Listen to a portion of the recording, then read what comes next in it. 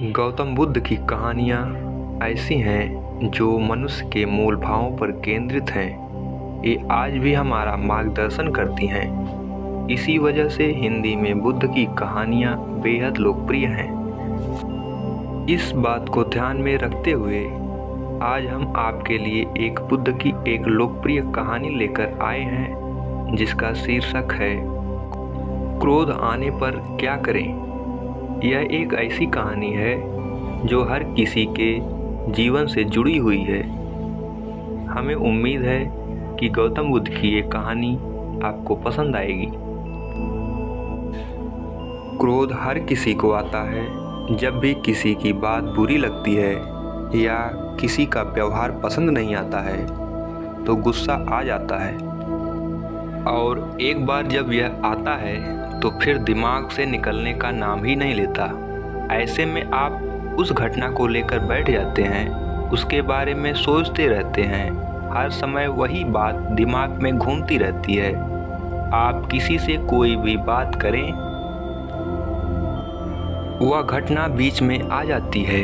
ऐसे में आप न चाहते हुए भी उस बारे में बात करने लगते हैं, उसकी शिकायत करने लगते हैं, और अगर उस समय वहाँ पर कोई बात करने वाला नहीं हुआ तो आप अपने आप से ही बातें करने लगते हैं, बड़बड़ाने लगते हैं।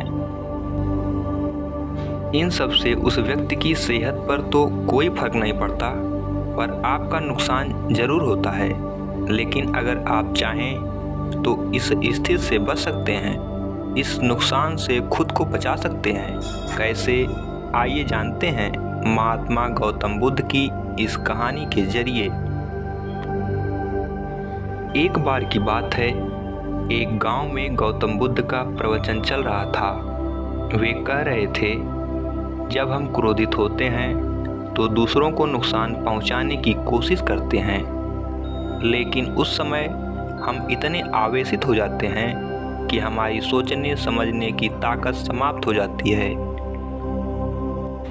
इसलिए क्रोध में हम सही निर्णय नहीं ले पाते और अपना ही नुकसान कर बैठते हैं। बुद्ध की उस सभा में एक गुस्सैल स्वभाव का व्यक्ति भी शामिल था। उसे बात बात पर गुस्सा आ जाता था। आज भी वह अपने परिवार वालों से झगड़ कर आया था, और उस समय भी उसके दिमाग में उथल पुथल मची हुई थी। इसलिए उसे बुद्ध की बातें अच्छी नहीं लग रही थी। उसे लग रहा था कि जैसे बुद्ध उसे डांट रहे हों, सबके सामने उसकी बेइज्जती कर रहे हों। इससे उस व्यक्ति का क्रोध भड़क गया। वह अपनी जगह से उठा और बुद्ध के पास जा पहुंचा। इससे पहले कि कोई कुछ समझ पाता, उसने बुद्ध के मुंह पर थूक दिया। यह देखकर वहां मौजूद लोग भड़क उठे और उस व्यक्ति के बारे में बुरा भला कहने लगे। लेकिन बुद्ध अभी भी अपनी जगह पर शांत बैठे हुए थे। उन्होंने अपना चेहरा पोंछा और बोले, क्या बात है वत्स, तुम्हें कुछ कहना है? उस व्यक्ति ने बुद्ध की बात का कोई जवाब नहीं दिया। वह बिना कुछ कहे वहां से चला गया। यह देखकर एक व्यक्ति से रहा नहीं गया।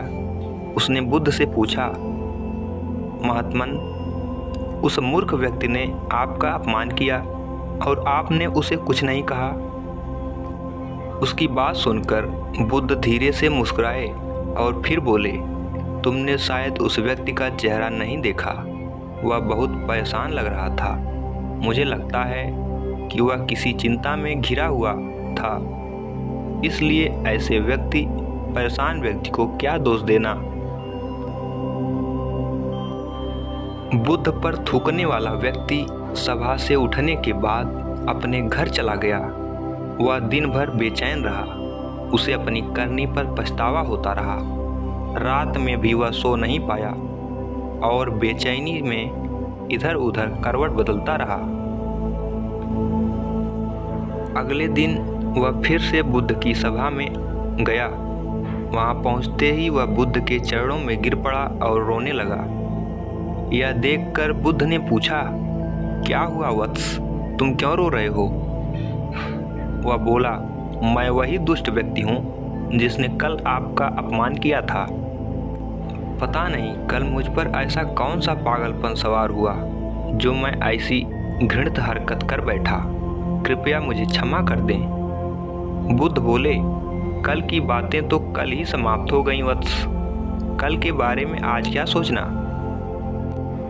अगर मैं उस घटना के बारे में सोचता रहता, क्रोध करता, तो उससे तो सिर्फ मेरा दिल दुखता। तुम्हें उससे कोई फर्क नहीं पड़ता। इसलिए बुरी घटना को याद रखना कोई समझदारी की बात नहीं है। इससे हमारी परेशानियां बढ़ जाती हैं और जीवन ठहर जाता है। इसीलिए अप्रिय बातों और अप्रिय घटनाओं को भूलने में ही समझदारी है। जो व्यक्ति ऐसी घटनाओं को भूल जाता है वही जीवन में आगे बढ़ता है, और जो उनमें उलझा रहता है उसका जीवन चक्रव्यूह के समान हो जाता है, जिसमें से वह चाह कर भी बाहर नहीं निकल पाता है। दोस्तों, गुस्सा करना बिल्कुल ऐसा होता है कि जहर तो आप पिएं और कामना करें कि मर सामने वाला जाए।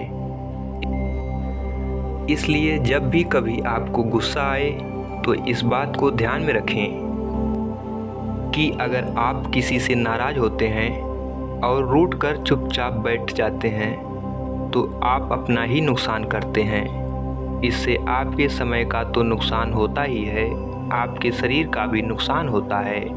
इसलिए अप्रिय बातों और अप्रिय घटनाओं को लेकर बैठना कोई हल नहीं है।